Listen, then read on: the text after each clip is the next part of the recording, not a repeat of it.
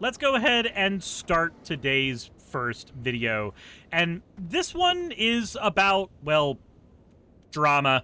And I'm not really big on covering drama, but in this situation, it does actually have a lot to do with what we are dealing with right now politically. At least a decent bit to do with what we've been dealing with politically for a while now. And it sucks.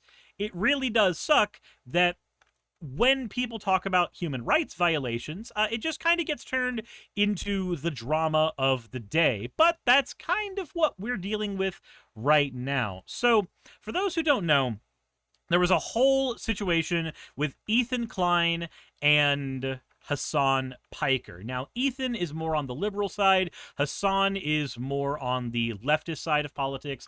And I have my disagreements with both of them quite a bit, actually. Like, here, I'll go ahead and play the video so we can see what I'm talking about. And I'm going to go ahead and put it on in the background, so it's going to be up here.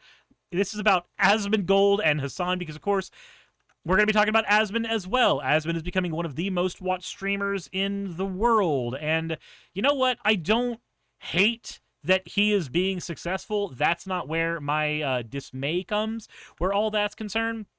My issues are more that I do not like the messaging that Asmongold gives to his audience. And I'll kind of give some examples of that here in a bit. But we've covered Asmongold in the past, and we've covered him trying to dunk on trans rights issues, for instance, and that shit really hits close to home for me for obvious reasons. But I'm gonna go ahead and put that up while also having... I'm also playing WoW, so we're going to be doing the same things. Hopefully, if I lower the volume of WoW, it won't be the most distracting thing in the world. So let's go audio, master volume, drop that down, volume goes up, and let's go. This is from a channel called Decoy Voice, which I have never heard of, but apparently they're a right-wing commentator, or they do commentary from a right-wing perspective. So let's go ahead and take a listen. This will go down as the most hilarious self-inflicted meltdown of all time, as what started as just a bad debate performance. You f***ing moron! You piece of What? Because Iraq and the pan-Arabic nationalist movements, Iraqis, Dude, you screaming and grandstanding doesn't mean you're right. Iraqi government spiraled into potential jail time. I might literally be going to jail on their hands.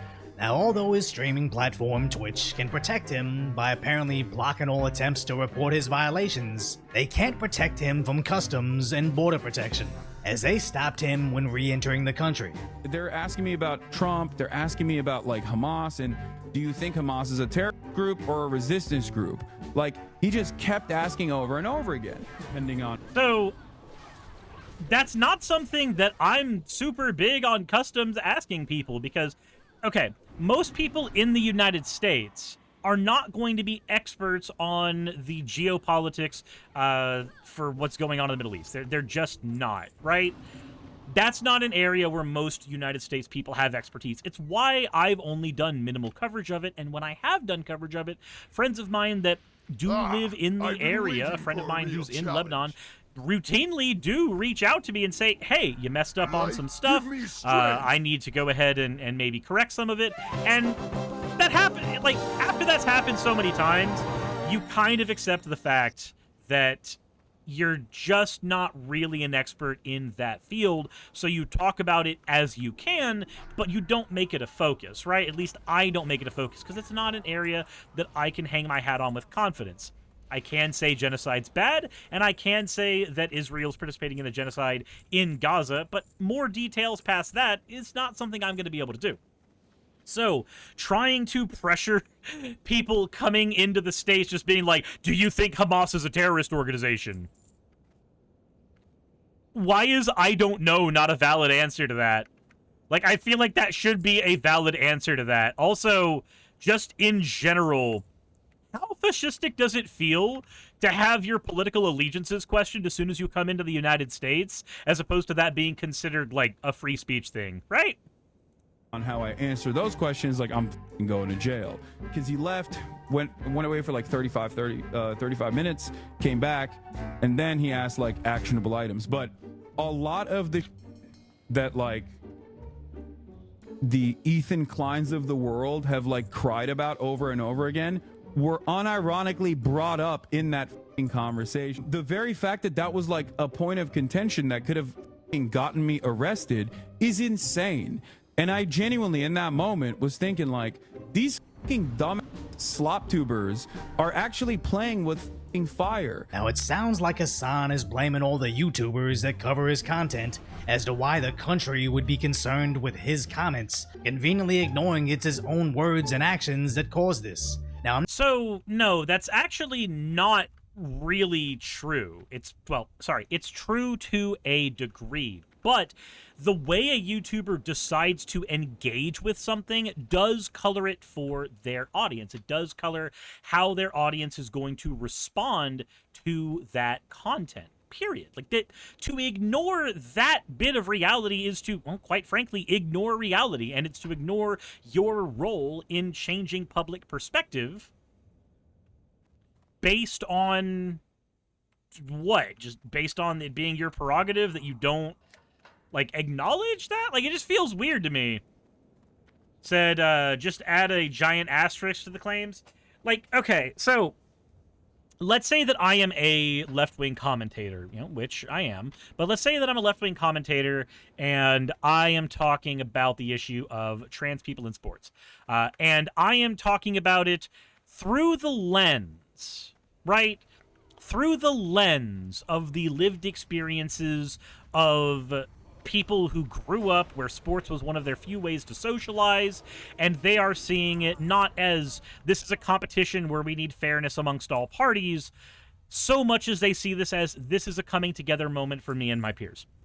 And I choose to frame the conversation that way. In that framing, the perspective of people listening to me is going to be changed. Versus if I were to talk about the same issue from the perspective of, well, let's talk about biological fairness. Let's talk about that. Let's talk about Twitch muscle fibers. Let's talk about that. Like, if I was getting into the technicalities, which, again, I'm not an expert in, but if I were to get into the technicalities of that, that would be a completely different framing for what is effectively the same conversation. Because that conversation's end goal is, do trans people deserve to play in sports with the gendered category that they identify as? And should there be any caveats to that? My personal opinions have already been made pretty abundantly clear on this channel where that's all concerned, but how I choose to frame that will change how my audience perceives that. And that's about a grand debate where people have opinions without information. Now let's make it about a person, right? Now let's say I'm talking about Nick Fuentes. If I'm talking about Nick Fuentes from a left-wing perspective and from my personal perspective, I'm going to say things like, he's a disgusting human being who's a disgrace to the country that he was born in. I'm going to say things like, this is a human being who doesn't value the lives of other human beings, so what onus do I have to value his well-being? That's going to be the conversations that I have because I see him as an out-and-out Nazi and a public danger to other people because of his rhetoric. Now, if I'm from the right wing, I may instead argue, well, he's a major Trump supporter. His rhetoric is a little yikesy. It's a little inflammatory, but you got to admire his spirit. You've got to admire how dedicated he is to his ideas, how he stands by them. And isn't that such a stoic thing for someone to stand by, especially after getting harassed at their own home? Wow, this guy is an inspiration to everybody. I'm talking about the same goddamn fucking dude, right? I'm talking about the Nazi either way, but the way that I have described him, the parts of him and his character that I choose to focus on does in fact change how my audience reacts to that, especially if they are unfamiliar with that person or the subject matter we're talking about. The way I choose as a commentator to deliver that information has a massive bearing on how that information is received. So, to say, well, no, it has nothing to do with drama YouTubers talking about Hasan, that has nothing to do with the perspective on Hasan. Yes, the fuck it does. And to ignore that is to play coy with your own job in this frickin' sphere of entertainment. Yes, what we do as YouTubers and Twitch streamers and commentators is entertainment at the end of the day, but the types of values that we ascribe to ourselves and we portray to our audiences 100% have an effect on how they view those situations, on how they view that information, and how they view those individuals. I'm not gonna do a deep dive into why it's believed he supports terror, as insanely, me just showing his clips could be enough to ban a channel like mine. So I just want to talk about— Except it wouldn't. It would not ban your channel to show those clips. As somebody who has showcased clips from people who have argued genocide for LGBTQ folks, who have argued trans people should all be killed, who've argued shit like this constantly, my channel does not get banned. It has nothing to do with my channel being left-wing. I'm a smaller channel. The likelihood of me being banned is actually higher than the larger channels sometimes. It's a bit of a tipping point, right? If you're a smaller channel, the chance you get banned is technically the same, but the chances of you being able to be banned fairly or you being able to get recompense for your channel getting taken down, that shit just all goes down the drain. All of those chances are much smaller when you have a smaller channel. So you get hit, it's a little bit more permanent. If you are a larger channel, the chances of your channel being protected are higher, but you also have a higher amount of reports going towards your channel for whatever inflammatory rhetoric people disagree with. So I don't like this channel like mine framing on, well, it would get a channel like mine banned, but Hasan, like, no, not really. Not really. You're rolling the dice either way. It is quite literally random chance on which YouTube representative you get there. As somebody who has had my channel stolen, as somebody who has had channels taken down and had to be reinstated, as somebody who has had as somebody who has had my channel get hit with strikes and get hit with suspensions and all this shit, I have a ton of experience in this particular field. Guitar Rocker says, are we talking about Hasan right now? We are talking about Hasan, and we are talking about Decoy Voice, who is doing a video on Hasan and Asmongold, and our perspective on all of that from that. This dude feels like he's completely media illiterate while also being a commentator on, effectively, media. About how the once top political streamer on Twitch is basically being taken down by a guy they call the Roach King, as Asmongold was a friend of the channel. Right. Do you want to give some context as to why he's called the Roach King? Like, again, this is about the framing thing. So, somebody who is not fond of Asmongold is going to say, oh, yeah, no, I'm not a fan of his rhetoric. I'm not a fan of the disgusting things he has said about people with different cultures. I'm not a fan of how he comports himself and how he lives, because he lives in a state of decay, quite literally, and I do not think that that is a state of living that any content creator should be showing to their audience, especially at his size, when you can, like, quite literally just fucking afford a maid, because you get people in your audience who look at that shit and they are influenced by that 112%. And you are responsible for the influence that you give. Pretending that you are not is crazy to me. Like, I'm sorry, but there's a non-zero chance there's at least one person out there who's watched Asmongold and thought, huh, if Asmongold can make it as a man who doesn't know what the word hygiene means, maybe I can too. Like, I feel like that's definitely not what we want to be showing people, just personally. Spoke about the implication that he was involved in Hasan's detainment. I take absolutely no responsibility in Hasan getting detained, but I wish I did. The fact is that he does support propaganda. Would you want the... So, I have a question, just out of curiosity. When we use the word terrorism, and we use it kind of flippantly, like there's a line from Resident Evil 4 that I laughed at as a kid, but as an adult, I see it having a lot more worth. It's where the plan to harm the United States government from within, using the president's daughter as an infected machine, is given to Leon by Sadler and Salazar. And after that plan is explained to Leon,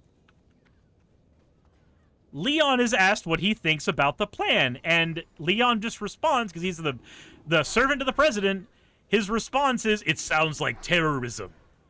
And Salazar's exact response is, "Isn't that a popular word these days?" And again, as a kid, I was like, that's really funny, because I grew up in the Bush era, right? Like, it was a Bush era line. It made perfect sense from there.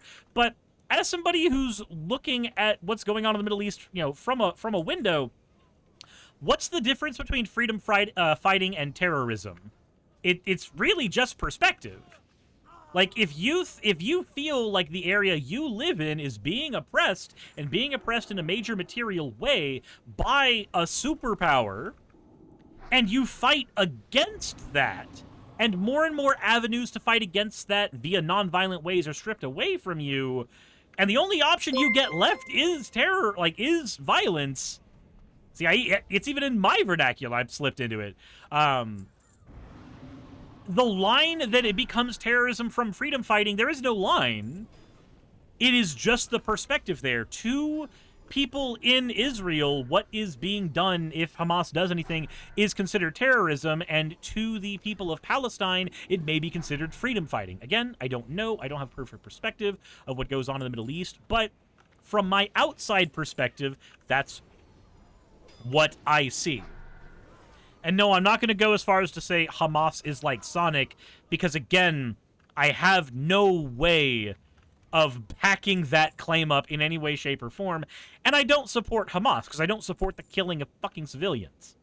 I don't support the killing of anybody. I don't think that any state should have the goddamn right to take away your right to life, because the rule of government is to be the servant of the people, and governing should be a thing that is done with the consent of the populace.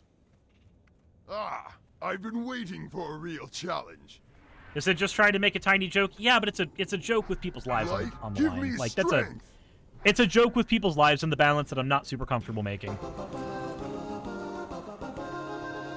So, doing this whole, like, actually he supports terrorism, well, it's gonna be called terrorism from the perspective of the people who are in league or are citizens of the government that are hurting them. That's just how it's going to be. There's no real way around that. And if you disagree with me, I promise you that the British government saw everything the United States was doing to its colonies before we became the United States as terrorism, whereas we saw it as freedom fighting. The only reason that we look back on that fondly is because we fucking won.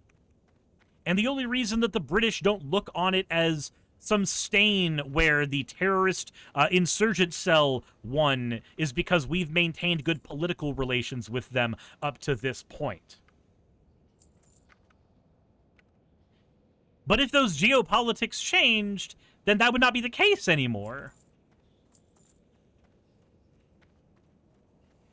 Next Burrito says, they say a stopped clock is right twice a day, but Asmongold ain't a clock, he's a rotating bird carcass. Jesus. Jesus, Jesus, Jesus. And my cat is yelling at me. For reasons that I cannot comprehend, because he is cat, and I'm human. TSA and the people that are vetting the individuals coming inside of our country to do additional questioning towards people that have a record for supporting known groups. And also addresses how Hasan isn't a journalist, but a Twitch streamer. Sometimes I do actually do journalism. Journalism is when you tell people that they're like anime characters. I don't want to be too particularly mean, but if Hasan was as big of a journalist as he claims he would be, maybe Bernie Sanders would sit down with him for more than 15 minutes. Not trying to be mean. That doesn't make any goddamn sense. So the amount of time that a Senate candidate like Bernie Sanders, well, I mean, he is in the Senate, but he's also a candidate for re-election whenever that happens. But the amount of time that a senator is willing to sit down with you does not have any sway on whether or not you are actually a journalist. Now, I'm not going to say that Hasan is actually a journalist. He's a live streamer. He's a live streamer like me. I have technically done journalism, technically, by going out to protests and documenting them and then, you know, letting people know my opinions about them afterwards. That is a form of journalism, but I am not a journalist. It's just like you can have somebody who's, quote, not a gamer, who's played a video game. So I don't know what the point that's actually being made here is. But you're a streamer. Stop trying to act like you're a journalist. As Zach's calm demeanor really highlights how Hasan isn't. Okay, so here's another thing that I have issues with. Why do we actually have any care over how calm someone is? This is one of those decorum things that doesn't make any fucking sense to me, right? So I understand the perspective from people on the right when it comes to decorum. I understand where they're coming from. A calm, reasonable argument sounds more convincing than an impassioned, angry one for a lot of people. But it also doesn't make any goddamn sense to me that that is like the standard that we utilize more often than not. Let me explain. If somebody is in a position where they are being oppressed, right? I'm not saying Hasan's being oppressed here, but let's say that you are a person who is in a position where you are oppressed. Are you likely to respond to that with calm and grace and integrity, or are you likely to respond to that with survivalist dependent anger? Which emotion are you more likely to utilize? I would think the anger is the more likely one to come out from somebody who is on the back foot. And if you're being profiled by the police, you're on the goddamn back foot. So I guess, yeah, there is a bit of oppression happening there. But I don't know. The class-conscious part of my brain also goes, yeah, there's enough money in those pockets that it's not the same thing as if, like, a random Joe Schmo were profiled in the same way, which also does happen, right? But anyway, the point that I'm trying to make there is we put far too much emphasis on calm demeanor and less emphasis on how much a person has said and if the words they have said actually, like, have the steely ring of truth. We don't care about that sometimes for some reason. We instead care about how the person presented themselves, how calmly they did it. And there are times where I get that. When you're in a business, when you are talking and you're trying to get somebody to be on your side in a fucking HR email, yeah, that's the time for that. But, like, if somebody's in the heat of the moment, it makes sense they're going to get angry. And focusing on the anger, it doesn't change whether or not they're correct. All of you just collectively shut your stupid fucking woke mouths up. Is that okay? Can we just shut the fuck up collectively? Loud lies. What is this clip supposed to actually showcase? I don't understand what that's supposed to. That's him getting mad at his chat for something, which, again, based on him being a live streamer with a very active chat, it makes sense that every now and again he's going to get mad at his chat. I have an active chat for my channel size, and I've gotten angry at my chat. I've had fights with my chat. When you're in the middle of it and there's a bunch of cacophonous voices in your ear at once, which is what it can feel like when you're looking at a chat room, you can definitely get heated. It makes sense. Superstorm also, thank you very much for saying thank you for the magic. I haven't gotten much of a chance to search for a place, but I'm keeping my eyes open and ears to the ground. Hope to slowly pay you back. You don't have to pay me back for sending you a Magic the Gathering deck. I noted that you needed to get involved with a community, and also finding a card shop around you takes, like, 12 seconds and a Google search. I've been waiting for a real challenge. So do yourself a favor and do due diligence for yourself to go find a community of people that can be around you. Also, Rahab Makala, thank you very much for redeeming your points for an Alwal. And Hama, thank you very much for resubscribing for 3 months at Tier 1. Next burrito says, you just scolded your chat a few minutes ago even? Yep. Bravo says, I get angry talking about politics because I debate red hat wearing morons who don't know how to spell civics. And that's the thing as well, like, how much we are, what's the best way to put this? Our exposure to these things will color how we feel about them. If you are constantly having to debate with people who are sitting there wearing the fucking red hat, you're gonna feel a type of way. And hell, I was at the bar today, getting tacos, and as I was at the taco bar, there's an older woman who's been there basically every week I've been there for Taco Tuesday. She goes there, she gets a margarita, and she's not an unpleasant person. And she's very enthusiastic about other people's hobbies. And that sounds pleasant up until she starts talking about Jesus. The minute she starts talking about Jesus, holy fucking shit, I have to zip my lip. Because there's only so many times I can hear, he's coming back soon, he's coming back soon, he's coming back soon, before I just want to snap and go, no the fuck he's not. He was coming back soon 2,000 fucking years ago. I feel like either none of us understand what the word soon means, or somebody is a liar. As soon as been said, yeah, no. Jesus Christ has been edging for a millennia. So, I understand that feeling of, like, you're just getting, because imagine if it were 10 people, 20 people, 30 people that I was having to listen to that from, especially given that I'm an atheist who's grown up in conservative Christian households, who's been hearing this shit, like, hearing my family talk about the coming apocalypse while we are crowded in the hospital because my grandpa is on his deathbed. Shit like that sticks with you, and it brings back yucky memories. I don't see the point to focusing on, oh, well, this person was angry, therefore they're wrong. That doesn't make any goddamn sense to me. Loud lies lose to quiet truth. That's gotta be the tagline to this channel now. Loud lies lose to quiet truth. I wonder where that one actually came from. I'm curious, because, let's see here, lose to quiet truth. The lies are loud and the truth is quiet. The lies are always loud, the truth is always quiet. This feels like a truism that doesn't actually have any backing. If I go, did you know the sky is actually the color of a pink flamingo right now?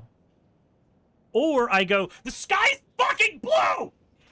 So, one of these, in this exact moment, is a true statement. How do you know which one is true? You can't tell which one is true based on the level of my volume. You can't tell which one is true based on how calmly or how angrily I said one of these things. You have no way of ascertaining that information. The way you ascertain that information is going out, looking up at the sky, and verifying what I have said. The loud lies lose to quiet truth is one of those truisms that doesn't actually hold true at all. As it really seems, the more angry and emotional you get, the more incorrect the core of your argument is. And no. So, let's say we're talking about vaccines and the efficacy of vaccines. And let's say I'm the parent of an autistic child. And let's say that you keep on talking about how vaccines cause autism, and autism invalidates children, and they're never going to be able to pay taxes, they're never going to be able to go out on dates, and I'm a 50-fucking-year-old parent with a 25-fucking-year-old kid, and that kid has been married for 7 years and has a kid of their own. But the kid is autistic, but they definitely have a job, and they definitely pay taxes, and they definitely have a wife, or a husband, or something in between. Don't know, don't care. Like, what reaction do you expect from that parent? who has living proof that what you're saying is a goddamn lie, literally, like, at home or living in an apartment within a few blocks from you, if you are constantly hearing the vaccine cause autism shit from Andrew Wakefield in that argument you're having with somebody, what reaction do you expect that person to have? Because I would expect that person to eventually get impassioned. And because there's no horse in the race for the person who is just spitting the dumbass argument about vaccines and autism that aren't actually linked, and we've done the goddamn research on this to prove that, this person can spout that nonsense for hours. They can spout that nonsense forever. And ultimately, all you're going to be able to do is get yourself more and more blue in the face, more and more frustrated while you're trying to convince them. Because they have no horse in the race, the likelihood that they get angry in this conversation is really low. But the likelihood they're correct in this conversation is also incredibly goddamn low. Because they're not operating off of data, at least not legitimate data. They're operating based off of hearsay and Facebook posts and long since debunked shit. They're inarguably the one in the wrong. You're inarguably the one in the right, but the one who is more likely to get angry and upset is you, the person with the kid who's being invalidated. Foam Swordsman, thank you for redeeming your points for an ara, you fucking degen. And Cinderone, thank you as well for the ara. You're also a degenerate. Eric Knox says, oh, it does? I'm sorry to hear about your diagnosis. I'll make sure to scrape together the money for you to have a good night so you don't die a virgin. My response to those saying that about autism. Guitar Rocker says, people who get their news from social media are less informed than most other people are. Fair. Creamy Hamster. That is a creamy hamster. Creamy Hamster, huh? Man, I feel like there's an Eminem song about that, but it's a gerbil in that one. That said, thank you for the 5 gifted subs. I appreciate it. I do appreciate it.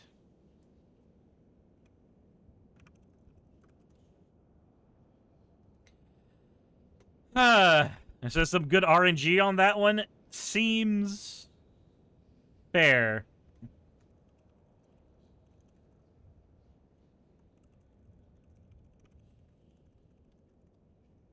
Is it hard to be invalidated if, in fact, you are invalid?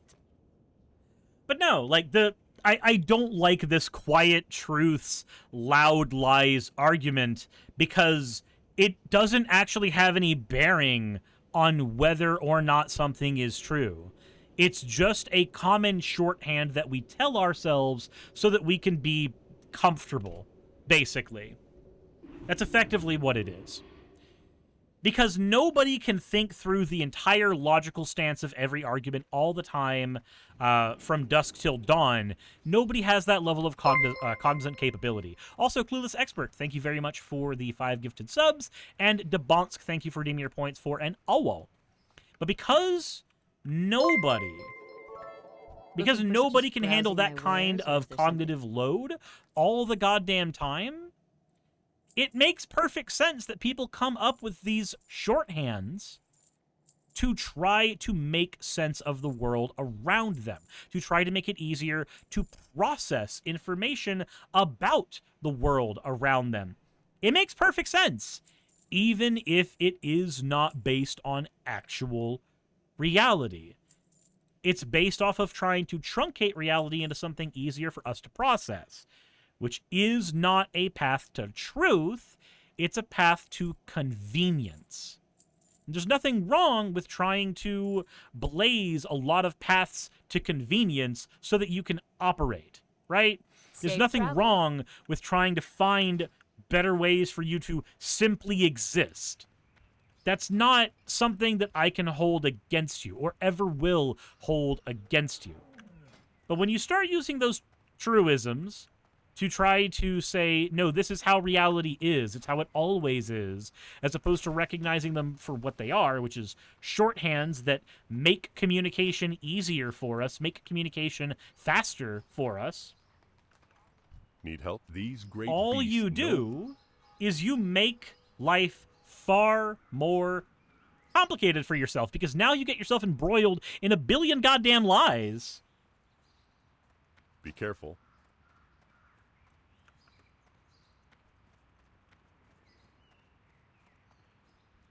Because now you have to have your little truism that you use to justify life, and then you get presented with information that undermines the truism, and now you've got to figure out, well, do I fall back on this truism, or do I evaluate this data? Do I take this data as a one-off thing that is the exception to the rule, or do I completely throw out the truism? You've now complicated your entire method of, like, understanding truth, because you wanted to rely on this little short truism that doesn't actually give you any better way to understand reality.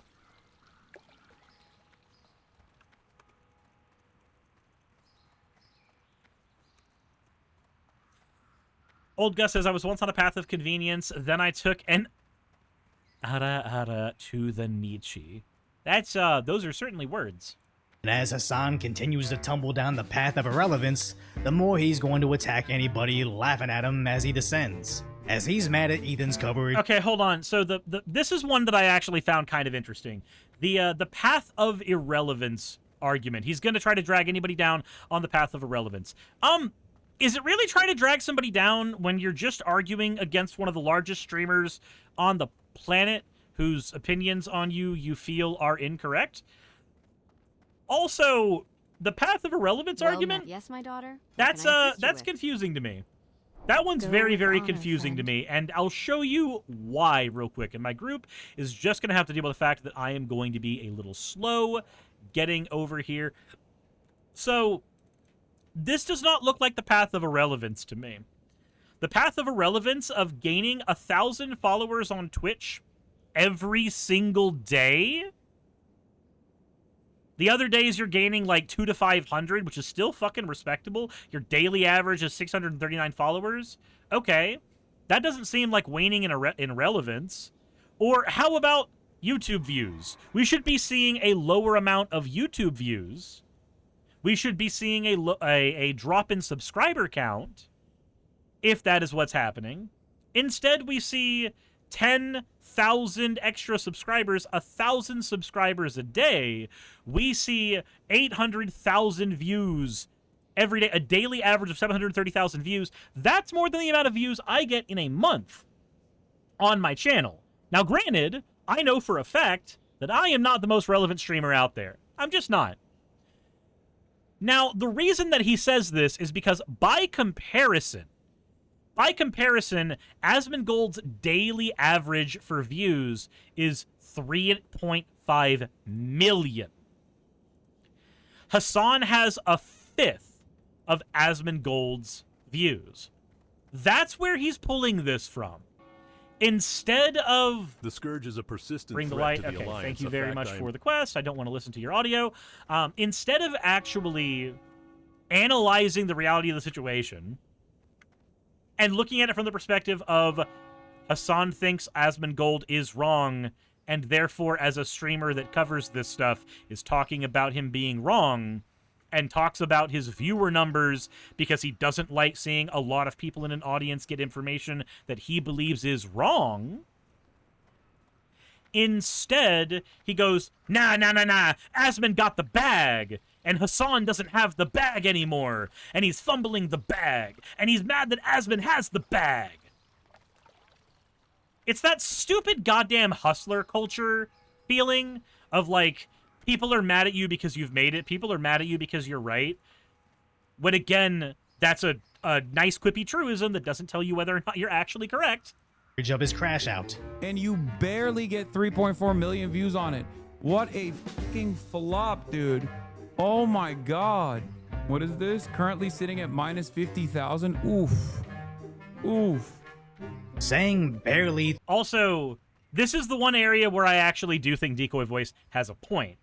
Because saying barely 3.5 million views on something, that is considered successful on every fucking platform. And that's more than Hasan tends Where is it you would like to go get. last? For That's just more a than few Hasan tends to coin, get on my his own griffins can videos. get ye there So, faster like, than- I don't know why he would focus on that, because 3.4 million views on a video is not bad. Do you know how much money 3.4 million views is worth on a video? Here, I can show you. We can do maths. We can do quick maths. This is how we do it. We're going to use my own channel as an example. So let's go over here.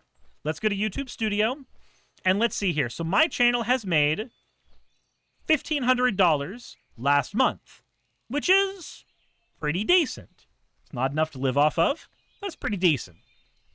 So we've got that there, and that is off of 235,000 views. That is across the month. So let's go ahead and take a look. If we have a 3.4 million view item, and we are seeing exactly how much money we make off of that, let's go ahead and do that. So we have 3, I'm doing this poorly because I'm trying to explain it as I do it, which doesn't work, divided by 235,000, 14 times 1,500. So assuming that all things are created equal, assuming that our channels have similar analytics, which they don't, that is $21,000 per video. So here's where I'm going to say that no, Hasan is entirely wrong on that one as well. Like, I disagree mostly with Decoy Voice and the way that he is portraying this, but this is one where I'm like, actually, no. In terms of raw numbers, that is a respectable amount of money. Not just respectable, that is a dwarfing amount of money. That is the amount of money in a day that I make off of YouTube in a year. There is no world in which that's a failure. There is no world in which that's a failure. Because if that is a single video, that's $21,000 multiplied by 365 fucking days in the year. That is $7 million. That is the average amount of money that Asmongold makes if his videos are constantly getting those numbers. That's enough money to afford a goddamn maid. But so this is, again, that is nothing short of successful. I do not agree with the rhetoric that Asmongold uses. I think he's not really the greatest human being on the planet. I also just don't like him in general. But to argue that those numbers are not numbers of success is to just completely deny reality. 3.4 million views just says you were going to criticize his view count before you saw his view count. Guitar Rocker says, if we got 3.4 million views on the vids, we would both be able to live off of that. Yeah, no, so if we got 3.4 million views a month, not even just a fucking year, but like a month, $21,000, that means that I would be making enough money to afford art projects for every single artist who's been involved with this channel constantly. And as far as you, Guitar Rocker, editor of the channel, we would be making enough where you would not have to want for anything at that point. And by extension, neither the fuck would I. To argue that that is not a successful amount of views for a successful amount of whatever the fuck he's going for, it is reality denial. So, you know, I can agree when the Slop YouTuber is right about a thing. As it basically picks up right off when he left YouTube in terms of views. And the whole losing 50,000 subscribers isn't necessarily a bad thing after a hiatus when you have over 5 million. It just shows his fundamental misunderstanding of how YouTube works, And to briefly break it down, you don't want to have subscribers that don't want to watch your videos, because whenever someone sees you in their feed and doesn't want to watch you, it just tells the Google algorithm that this is a video that nobody likes. So sometimes shedding subscribers can be a positive, especially when pivoting content style. It's not actually a positive or a negative. I will give pushback on this one, but only in the most technical of senses. So the subscriber amount only really matters when doing things like negotiating contracts. The subscriber amount on your channel matters as a personal milestone, but the YouTube algorithm, as far as I understand it, doesn't really push subscriber anything anymore and hasn't for a very long time. By and large, subscribing is a matter of convenience for most people. But in light of how the YouTube algorithm tends to function, it's going to show your videos to subscribers and non-subscribers. Yes, having a lot of subscribers who are dead can be seen as a bad thing, but after a while, it just stops showing it to those subscribers, and it doesn't really have as much of an effect on you anymore. But again, I could be wrong there. I've been doing this for almost a decade, and the algorithm has changed the way it operates many times in that decade. But that's what I am fairly certain happens with that system. But again, Hasan wasn't making fun of Ethan's views or subscriber numbers, he was just projecting his own insecurities, as he's currently losing viewership to Asmongold. YouTube 12 hours, 580,000 views. Yeah, Trump finally answers the big question, 992,000 views. This is just his clip channel. Let me show you his other channel, his YouTube channel. My honest reaction to Content Cop. About this Content Cop. He can't stop talking about me. What? Asmongold is officially North America's most watched streamer so far in 2025. He currently has more hours watched than Kai Cenat and iShowSpeed. To which Asmon turned into more content. Let me show you his other channel. He's saying, And, of course, that means that I'm on the back end of this, turning the content analysis of content about content into more, well, content. So, again, this is just kind of what the YouTube algorithm has turned into, or just what viewing habits have been pushed on people as well. Long-form videos with very little analysis and just gut reactions tend to do supremely well, like uncomfortably well. I don't know if it's gonna do the same for me though. We'll see. But my channel's doing really well. Yeah, thanks, man. Future fans. I mean, that's +2, right? Peaceful protest got so much worse. 22,000. I think it's funny. 22 hours ago. There it is. They love it. That's my favorite part about this, is he's trying to make me out like I'm this awful guy.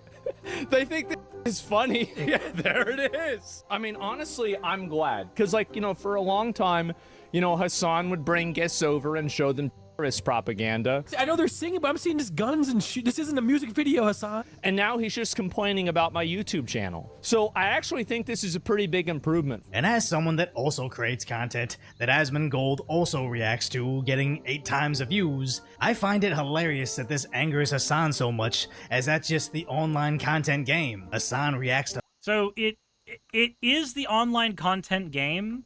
I'm of two minds on here. I don't entirely disagree with Decoy Voice here, but I also feel like it's perfectly reasonable to not be happy that a person whose rhetoric you think is deplorable is getting so many more views than somebody whose rhetoric that you do espouse.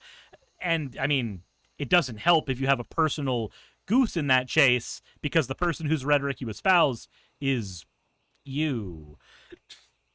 Nitro says, is Decoy Voice a maggot? So, I am unfamiliar with him. From what I understand, he is a commentary YouTuber who speaks mostly from the right side of politics. I don't know if that makes him a diehard Trump supporter. I don't have enough information on him to make that determination.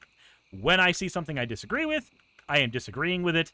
Don't give a shit what his political affiliation is for the context of that. To Fox News the same way Zach reacts to you, and if you don't like what he has to say, don't watch it. And if you're jealous of his success... Okay, so if you don't like what someone has to say, don't watch it is actually not the best advice. on the one hand, yes, it is technically advice that one person could follow to make sure that they do not feel depressed or stressed or whatever the fuck. But on the other side of that, if you do not like something, I think the better thing to do is analyze why you don't like it. Like, if somebody hates my content, I'm not just going to say, well, if you don't like it, don't watch it. I may, in my snarkier moment, say something similar to that, where I'm just like, well, you can just fucking leave. I might do that. Where would you like and to I'm fly not to? going to say that I am See you soon. blameless there.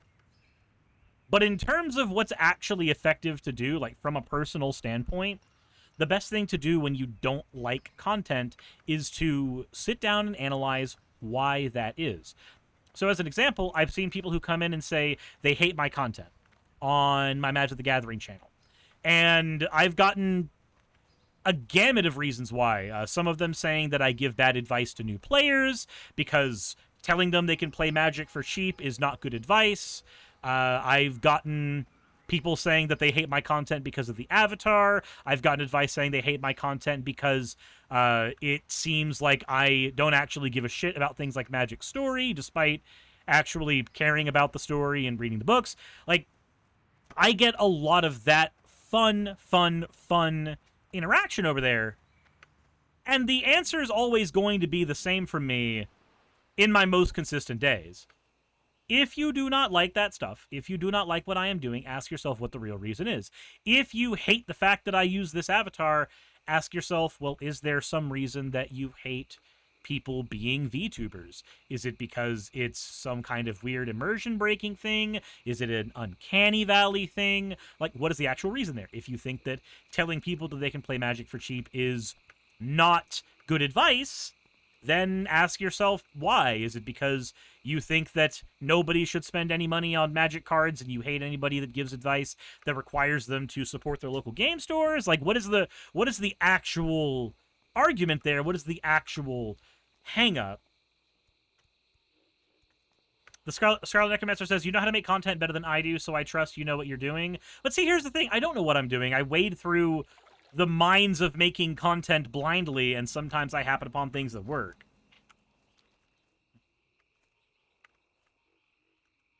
Jassa says, man voice out of Booba Jelly Woman.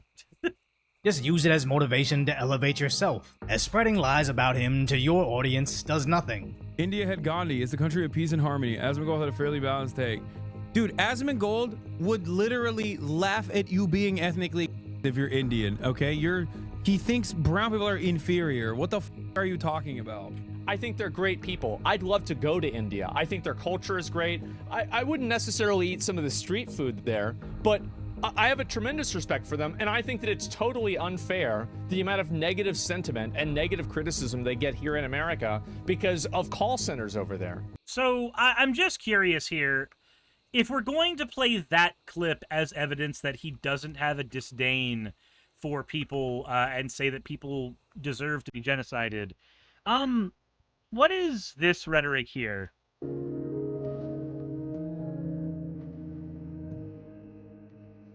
As soon as it'll actually play the part where These people are not your allies. They are not the same as us. They come from an inferior culture that is horrible. It kills people for their identity, and it is directly antithetical to everything Western values stand for, and it is an inferior culture in all ways. It is that simple. No, I don't feel bad for them. I don't feel sorry for them. I don't care. I don't support them. So A fucking river when people who have genocide that's baked into their laws are getting genocided. I don't give a fuck. They're terrible people. I'm just curious. It feels to me like that kind of flippant rhetoric 100% undermines the argument that actually, no, he doesn't feel that way. He doesn't say those things, but he does. Because again, we go back to the terrorist versus freedom fighter conversation from earlier in the stream. When you are on the side of the oppressed, what is considered terrorism to the oppressors looks like freedom fighting to you. And the majority of deaths in Gaza have been fucking civilians. So saying, oh, I don't care about the civilian deaths there because of the terrible things that your culture does. What if civilians were being annihilated in the United States and the justification across seas was because of the imperialism that we had engaged in and the ways that we had destabilized other cultures and other governments? It would be the exact same goddamn argument, but it would hit differently because it would be your home being bombed. It would be your people being killed in the streets. It would be your women being raped. It would be your struggle at home now. And that would suddenly change it. And that's what this all boils down to. It all boils down to fucking perspective. It's not even a question. I think it's total bullshit. And I was one of the only people that has actively defended Indians from the, zeitgeist of Indian, anti-Indian rhetoric. Which just goes to... I'm one of the only people who's done this. Look at me. I'm so stunning and brave. No. Evidence of Asmongold claiming that he is the biggest ally to brown people... It is only evidence that he's claiming that, not evidence that he actually believes that. Again, I think Hasan's point was not being made very well. I think that the way that I'm handling things here, in my own biased way, is maybe a little less heavy-handed and a little more truthful. But the argument about Asmongold and brown people is because of how he responded to the citizens in Gaza. If the same types of propaganda were being shoved into our gullets about people in India, Asmongold would have the same opinion about Indians. Also, Choco Eyes, thank you very much for the posture check.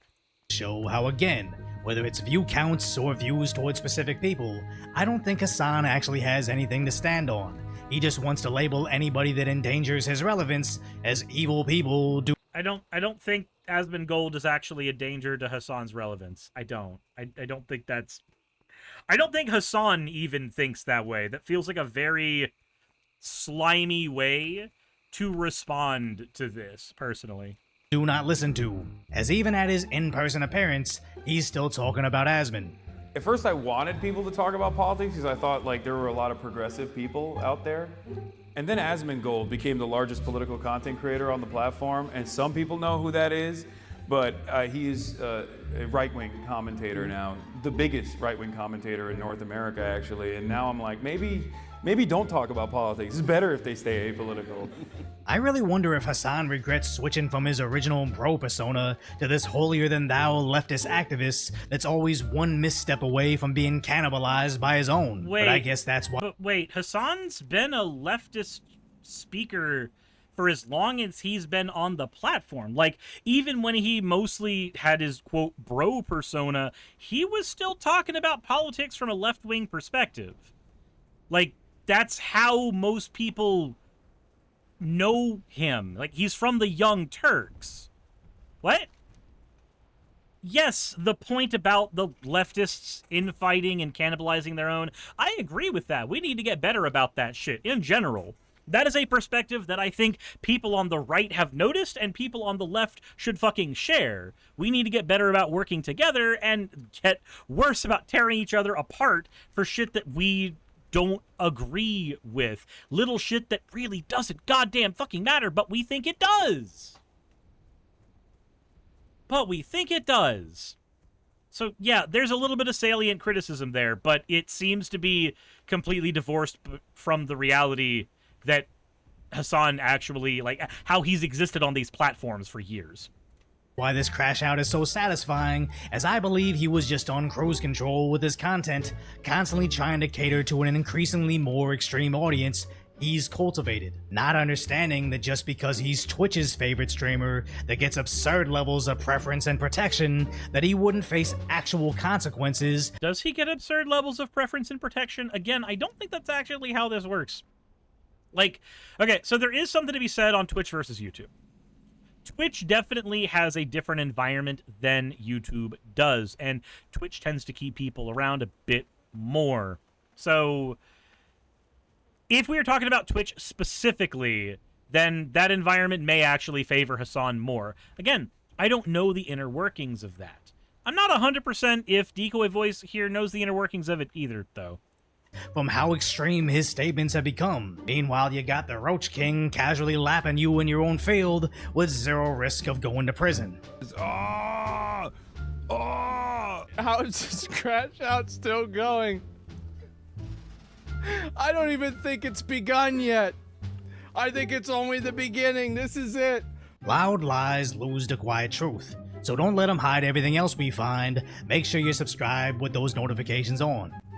Loud lies lose to quiet truth. Again, I don't think that that's a truism that we need to actually live by, because that is entirely about perspective, not about how we actually ascertain truth. It feels like kind of a asinine statement made from people who are in a position who get to play devil's advocate about hypothetical situations as opposed to talking about the situations they've personally lived through. But that's just my perspective.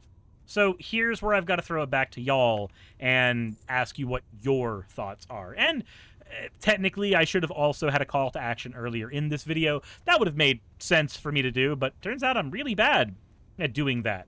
I am not the best YouTuber on the planet. But this has been my overly long analysis of an 8-minute video, probably because I either had a lot to say or I was being distracted by World of Warcraft. One, the other, or both. You decide. I have no idea which one it was. That was the wrong button. Anyway, insert end of video tagline here.